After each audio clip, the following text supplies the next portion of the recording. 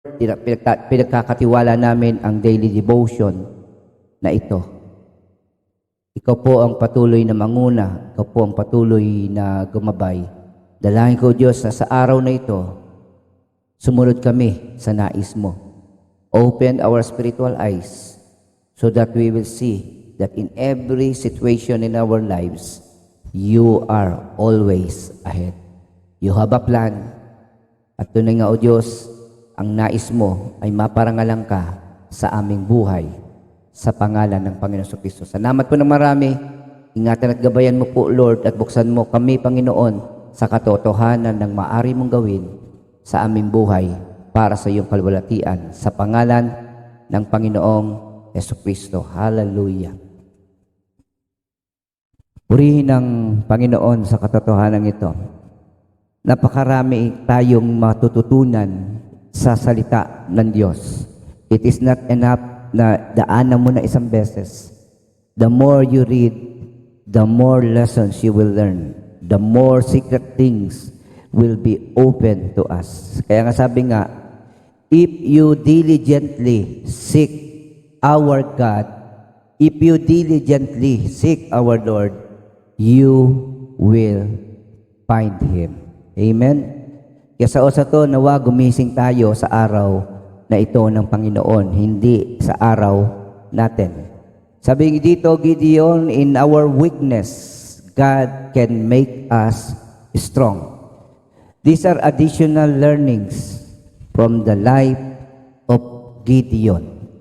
Sabi nga mga kapatid ng Judges 6 verse 1 to 2, tumalikod na naman kay Yahweh ang bansang Israel, kaya sila'y ipinasakop niya sa Madian sa loob ng 7 taon.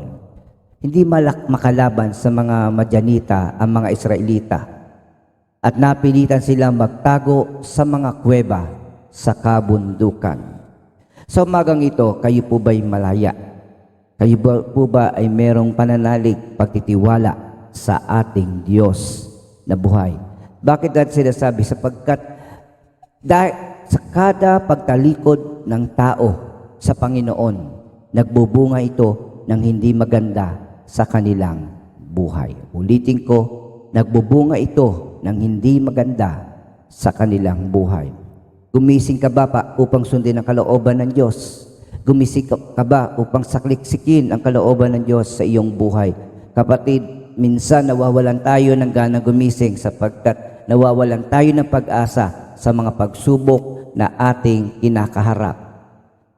Kung alam lang natin na ang lahat ng bagay na hindi maganda sa ating buhay ay bunga ng ating pagsuway, at hindi dahil galit ang Diyos sa atin, hindi dahil sa siya ay nais tayong parusahan. So sabi dito, hindi makalaban ang tao. No? This situation can be blessing to each and every one. Any serious challenge, trials in our lives can be turned into victory. Kahit talo na, ay maaari pa tayong magtagumpay if we seek the Lord. Sabi nga natin, God uses tough times to get our attention. Kung hindi ka ba naman na madadiagnose ng sakit na leukemia, cancer, no? O ano pa mang klase ng sakit sa atay, no? Hindi makukuha ng Diyos ang iyong attention. Yes or no? Tama po ito. Kung hindi pinagbawalan ng gobyerno ang paglabas ng tao para sa kaligtasan sa kanilang mula sa pandemya, mga kapatid, hindi darating yung taon na nangyari sa nakaraan na nakasama natin ang ating mga mahal sa buhay sa ating tahanan. Nakilala sila muli at tunay nga na-develop yung ating relationship.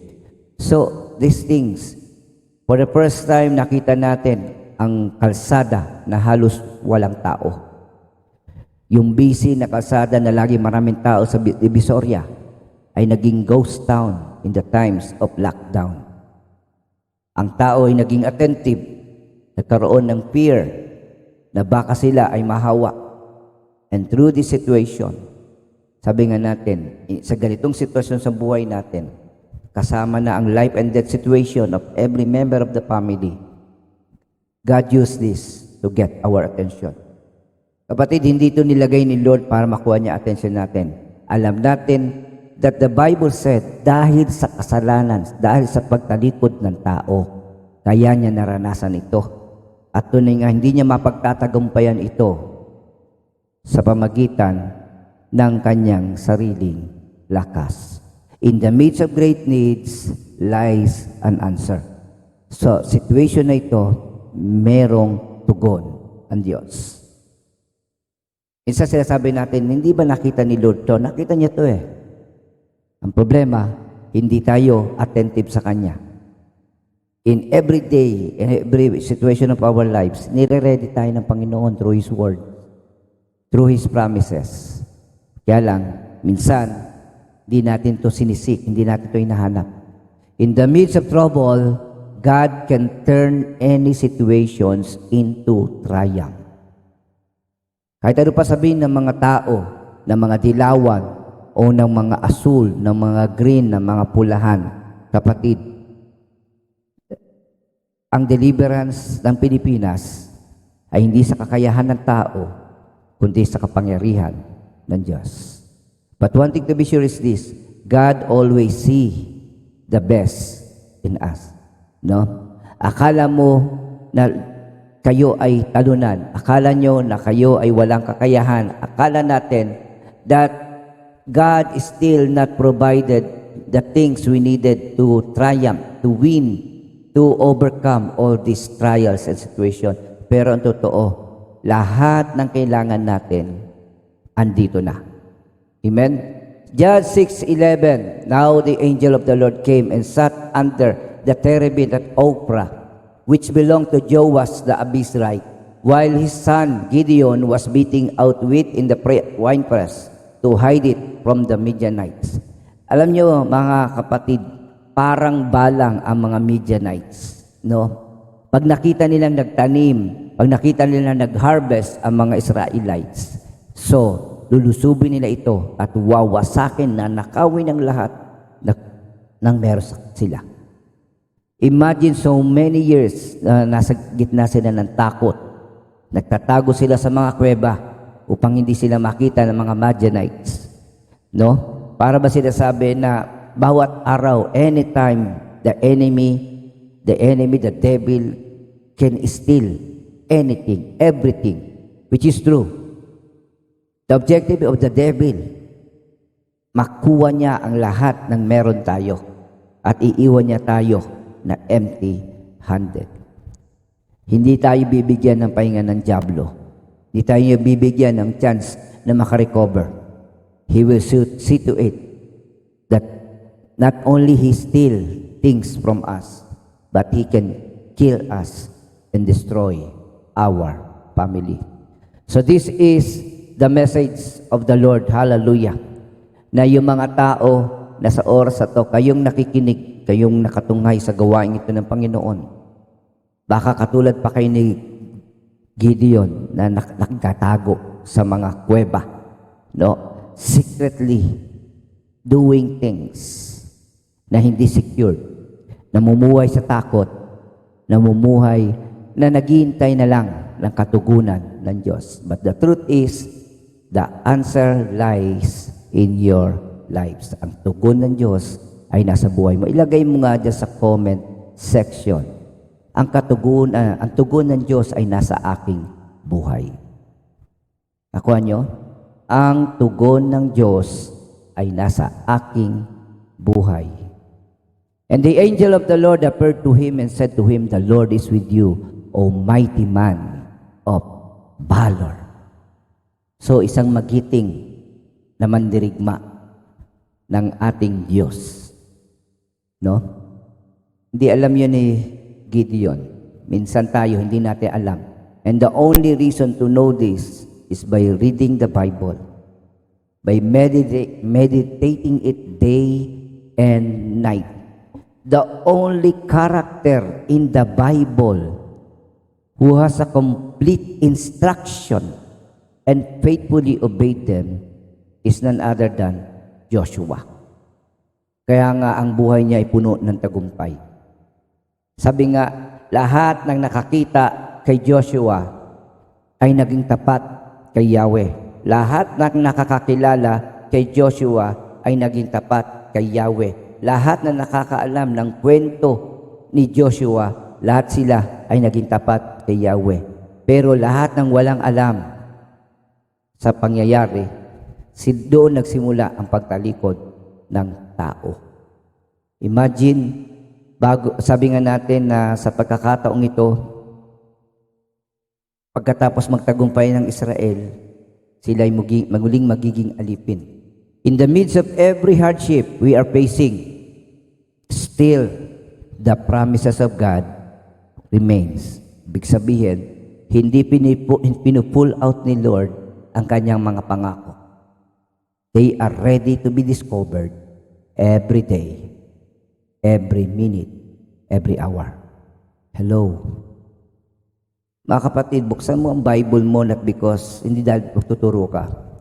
Buksan mo ang Bible mo so that you will know the will of God in your life. Kaya sabi dito, 6:13, and Gideon said to him, "Please, sir, if the Lord is with us, why then has all this happened to us? And where are all his wonderful deeds that our fathers recounted to us, saying, did not the Lord bring us up from Egypt?"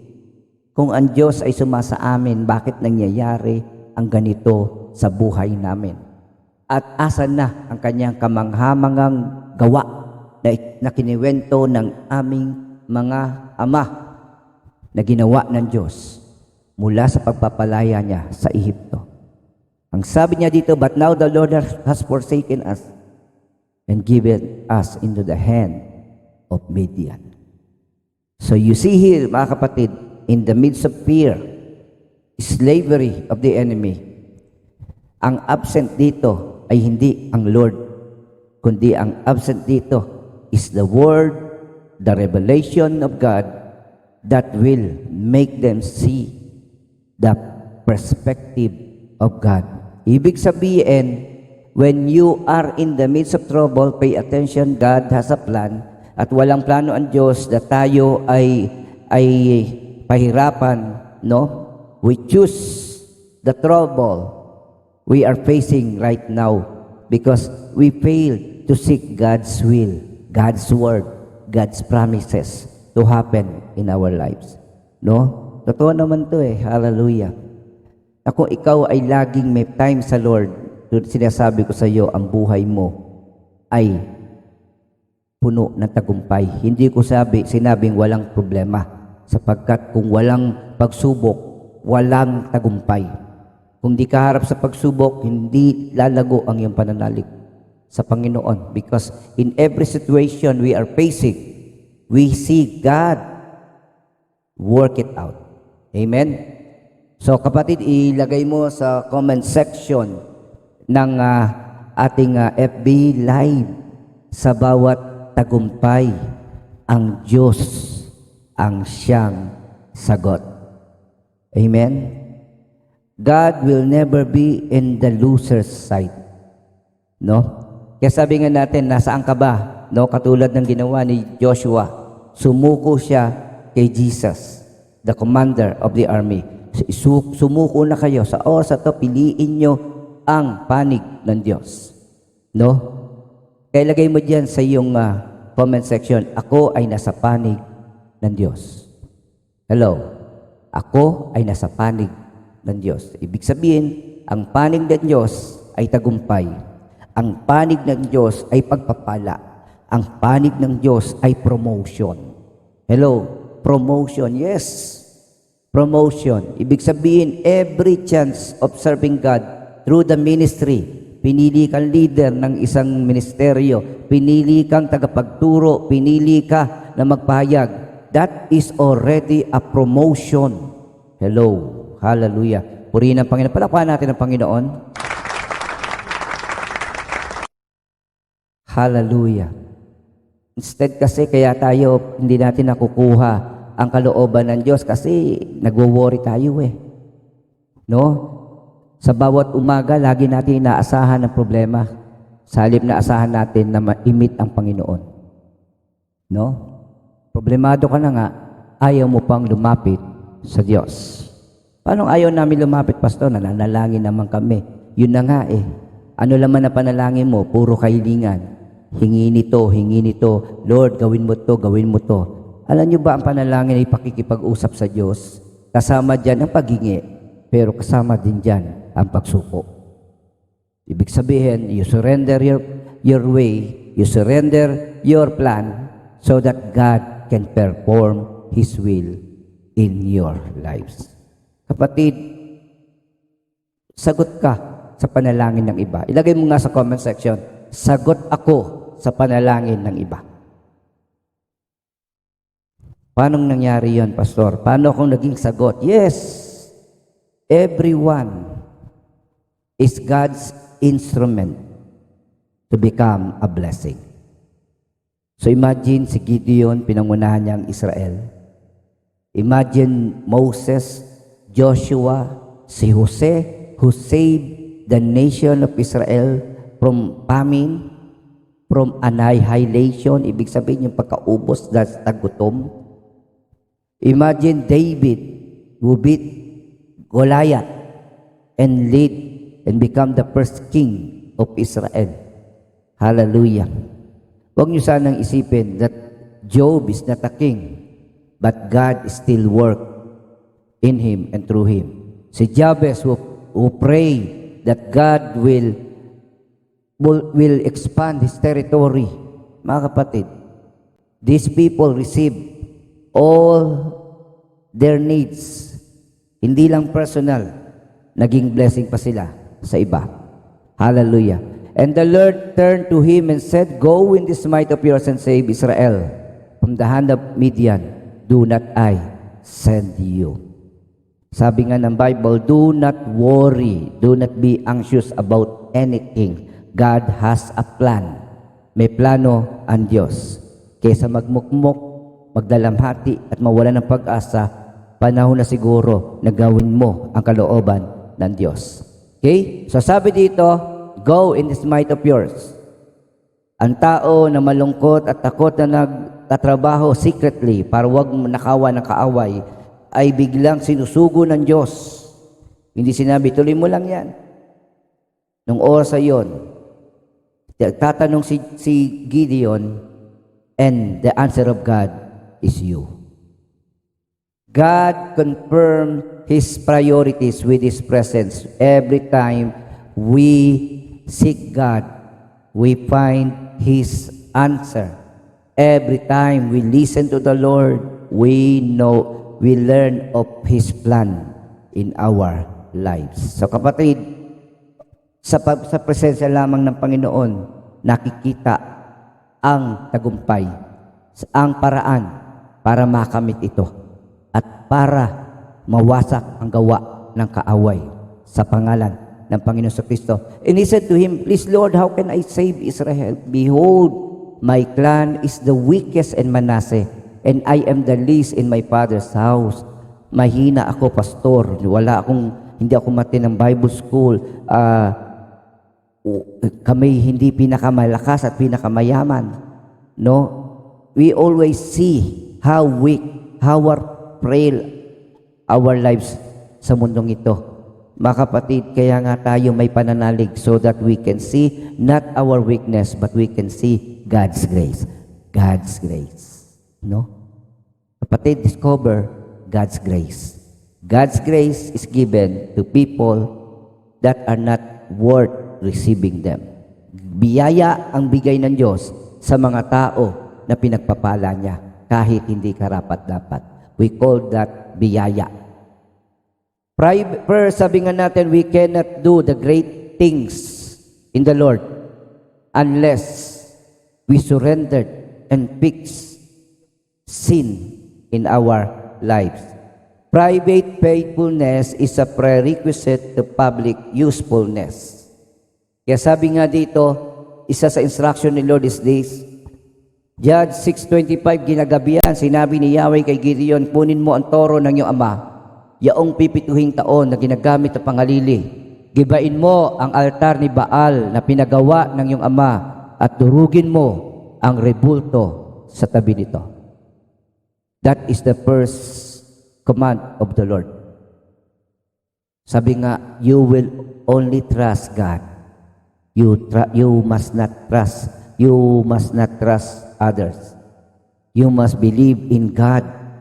Do not believe and call to idols. Iisa lang ang Diyos at wala nang iba.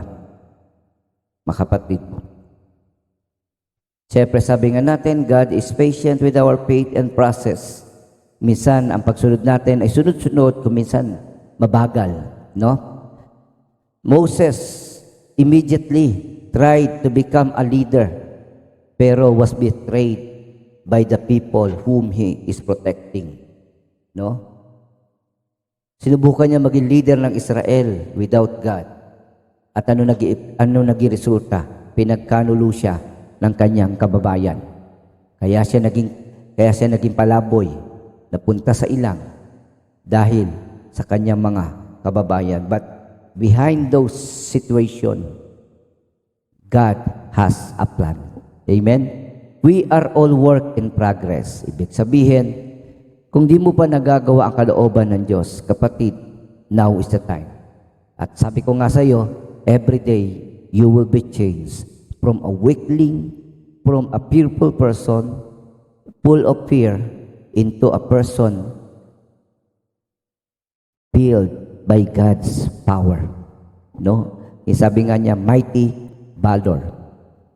And the Lord said to him, but I will be with you, and you shall strike the Midianite as one man. So sabi nga, the Lord is always with us. Hallelujah. Ang Diyos ay sumasa atin. Ang Diyos ay kasama natin. Tandaan niyo po yan. When tough times comes, instead of looking at them as if God is punishing you, try to see them as God's gift of grace. Kumatok ang pagsubok at problema sa buhay mo, do not see this as God's punishment, but see this as an opportunity to experience the grace of God. Only in this situation that help is needed. Only in this situation that we can feel God is on our side. Nakikita natin at nararanasan kung sino ang kakampi natin, kung sino ang kasama natin. So brothers and sisters, hallelujah. Never forget this, the lessons. When God calls you, let the Word of God be your foundation. Kaya tayo may daily devotion so that you will have the chance to be awakened, to be raised as people of the Lord. Kaya sabi dito, only by God's Word. So sabi dito, if the Lord is with us, why then has all this happened to us? But thou, the Lord, has forsaken us. This is what we learned in our situation. But God said, hindi niya tayo iniiwan at pinababayaan. Sabi nga natin, kahit ito nangyayari sa buhay natin, manalig tayo. Kung ano sinabi ng kanyang pangako, yun ang magaganap. Pay attention to His instruction. Huwag mo isipin na ibang tao ang tinatawag ni Lord. Huwag mo isipin na ibang tao tutulong sa iyo. Ikaw ang gagamitin ni Lord. Ikaw ang sagot sa iyong pangangailangan. Sabi nga, the angel of the Lord appeared to him and said to him, the valor, the Lord is with you, O mighty man of valor. Amen? Hallelujah. Praise God. Do not look on your capabilities or situation. Huwag kayong tumingin sa sitwasyon. Huwag kayong tumingin sa bigat nito. Tumingin kayo sa Diyos at panahon na magtiwala. Sabi dito, trust God with all your heart. Do not fear. Walk out your faith. Kapatid, lahat ng Word of God na nakikita mo sa Bible are powerful. No? Unang-una, God is determined to do His part in your life. Hindi magbabago ang nais ng Diyos na gawin ang kanyang nais sa buhay mo. Success is determined by God's power, not ours. We are only instrument. Give God the glory. We are truly small, but God is great. Amen? God is great. Kaya naalala ko yung isang pamilya, yung dalangin ng kanilang nanay, na nawa ang kanyang mga anak ay maglingkod. It takes times, it takes years. At pag nagbukas na talagang opportunity, ang bilis ng development. Hindi lang isa, hindi lang dalawa, kundi halos ang buong anak niya ay naglingkod sa Panginoon. So sabi nga natin, when God answered, be ready. Sunod-sunod, tuloy-tuloy ang pagpapala ng Diyos. Psalm 75, 6-7. For not from the east, nor from the west, nor from the desert comes exaltation. But God is the judge. He put down and exalts another. Ano ibig sabihin nito? It is the promotion of the Lord. When God uses you for the sake of other people, that is a promotion. When you pray for other people needs, so kapatid, that is a promotion. Kapag ikaw ang ginamit ni Lord para dali ng mabuting balita, that is a promotion from God. Ibig sabihin, in your situation, in your life, God has been glorified. Hindi, kapatid, our kwento, ang ating buhay, ay kwento ng pagkilos ng Diyos. Kaya kapatid, wag tayong mag-focus na hindi ka na, wala ka ng bisyo, na nagbago ang buhay mo. Kapatid, ang ikwento mo ay ang ginawa ng Diyos sa buhay mo. Amen? At isang bagay ito, God uses ordinary people like you and me. Dati, taga-sunod. Dati, taga-pakinig. Dati, taga-panood. Pero yung time mo, ngayon na. Ulitin ko, your time is now. Pastor, may sakit ako. Kapatid, let God's power perform in your weakness. Kaya nga sabi nga, kapag mahina tayo, ang lakas mo ay ang Diyos. God uses ordinary people to perform supernatural things for Him. Hindi lang iisa ang Gideon. Hindi lang isa ang Moses. Hindi lang isa ang Pablo at Pedro. Lahat ng anak ng Diyos ay kanyang gagamitin sapagkat meron siyang kamanghamangan layunin upang maging instrumento sa mundong ito. Amen. Purihin ang Panginoon. Kahit ikaw ay high blood, kahit ikaw ay may problema sa sugar, o kahit ikaw ay meron tinatawag na vertigo, kapatid, huwag niyong tingnan yan. Huwag kayong magpa-apekto sa mga bagay na yan. But let God work through your weakness. Let God work mightily through your situation. Para pagdating ng oras, sabi nga ni Pablo, His grace is sufficient for us. Sin make us weak. Idolatry make us weak. Immorality make us weak. Sin make us slave. At siyempre pag slave, sabi nga you are not in control. Ang buhay mo ay puno ng takot. Ang buhay mo ay puno ng kawalan ng pag-asa. But Christ turned our loss into victory. Amen? Kapatid, claim your victory in the midst of trials and suffering. Hello, mabibigla ka when you open the Bible. God has a plan in your situation. Kahit sa gitna ng sakit, God has a plan to use you. Sa gitna ng kahinaan, God has a plan to perform His miracles in your life. Amen? So brothers and sisters, sabay-sabay tayo basahin ito. Come on everybody, i-confess natin ito. Pagkatiwala natin ito.